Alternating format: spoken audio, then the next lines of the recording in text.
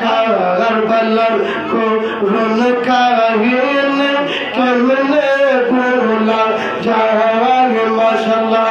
আল্লাহ আল্লাহ আল্লাহ নবীর আওলাদ করলো শহীদ নবীর আওলাদ করলো শহীদ দোসরা এজিদ রায় গো কারবালার করুণ কাহিনী কেমনে ভোলা যায় মাশাআল্লাহ আল্লাহ আল্লাহ আল্লাহ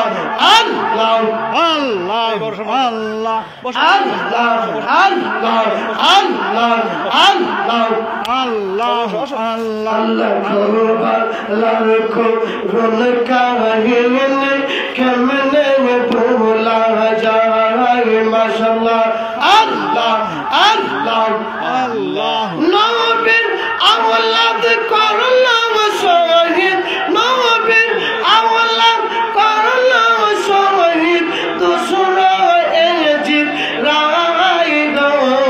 কারবালার করুণ কাহিনী কেমনে ভোলা যায় মাশাআল্লাহ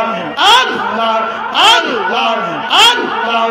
আল্লাহ আল্লাহ যেই গলাতে নূর নবী যে ছোনো খাতে দিন রাতে যেই গলাতে নূর নবী যে ছোনো খাতে দিন রাতে সেই গলাতে বিশর চোরি সেই গলাতে বিশর চোরি সীমারে চালাই গো কারবালার করুণ কাহিনী কেমনে ভোলা যায় মাশাআল্লাহ আল্লাহ আল্লাহ আল্লাহ আল্লাহ আল্লাহ আল্লাহ আল্লাহ আল্লাহ আল্লাহ লা ইলাহা ইল্লাল্লাহ মুহাম্মাদুর রাসূলুল্লাহ সাল্লাল্লাহু আলাইহি ওয়াসাল্লাম সকলে জবান খুলে মহব্বতে বলেন আল্লাহু আকবার আল্লাহু আকবার আমার সুরে বলেন ইয়া রাসূলুল্লাহ ইয়া রাসূল আর মহব্বতে বলেন ইয়া ওলি আল্লাহ ইয়া ওলি আল্লাহ বাবা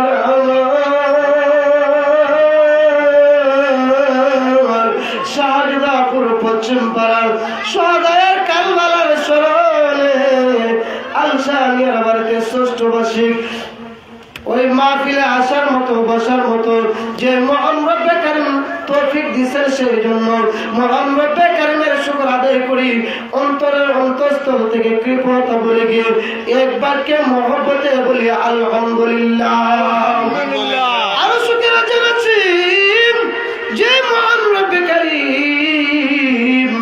আপনাকে আমাকে না চাইতে এমন একজন নবীর উম্মত বানাইছেন যে নবীর উম্মত হওয়ার জন্য আদি পিতা আদম আলাইহিস সালাম থেকে ঈসা রুহুল্লাহ পর্যন্ত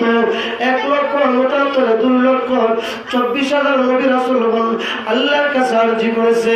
আল্লাহ রাব্বুল আলামিন না চাইতে আপনাকে আমাকে ওই নবীর উম্মত করে বানাইছেন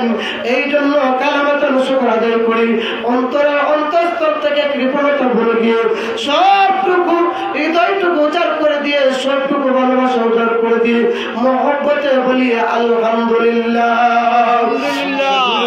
বাবা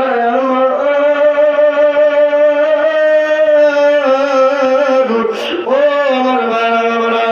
এই মাহফিলে আপনি আমি বসলাম আজকের মাহফিলের যিনি সভাপতি হিসেবে আসন গ্রহণ করেছেন আওলাদে রাসূল আওলাদে ওলি পীরে কামেল পীর জাদা হযরত সৈয়দ মুফিজুল আব্দুল তুফমিয়া সাহেব আল্লাহ রাব্বুল আলামিন যেন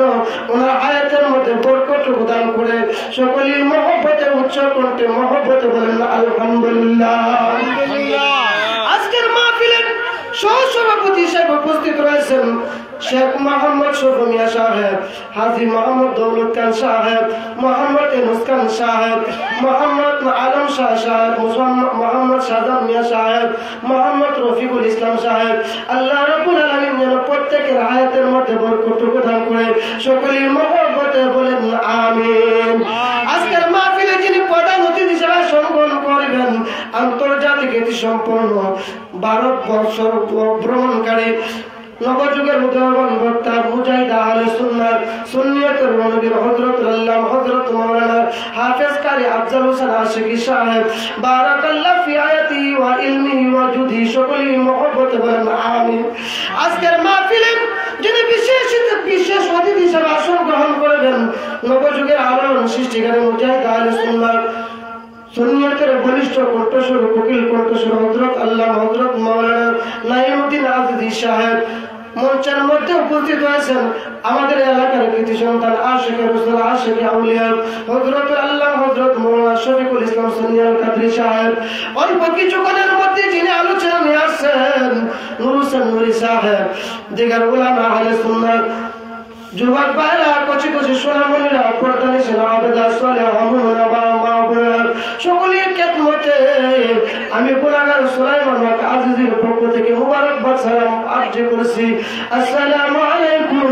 ওয়া রাহমাতুল্লাহি ওয়া বারাকাতুহু ওয়া মাগফিরাত। বন্ধুরা বাবা পবিত্র কালাম থেকে একখানা আয়াতে কারিমা তেলাওয়াত করেছি। আমি সংক্ষিপ্ত সময়ে 5-7 মিনিটের মধ্যে আলোচনা শেষ করে দিচ্ছি। আমাদের অতিথিগুলো রয়েছে, অতিথিগুলো মন করে আলোচনা করবেন। আল্লাহ রাব্বুল আলামিন কুরআনুল কারীমের মধ্যে ঘোষণা দিয়েছেন। কি ঘোষণা? আমার মহান রব্বে কারীম বলেন ওয়ালা তাকুনু লিমান ইউকতালু ফি সাবিলিল্লাহি বাল আহইয়াউ ওয়ালাকিন লা তাশউরুন।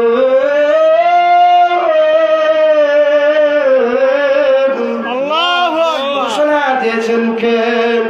আমার মহান রব্বে কারীম বলেন হে পৃথিবীর বান্দা বান্দীগণ, যারা আমি আল্লাহর রাস্তায় শহীদ হয়েছে, যারা আমি আল্লাহর রাস্তায় শাহাদাত বরণ করেছে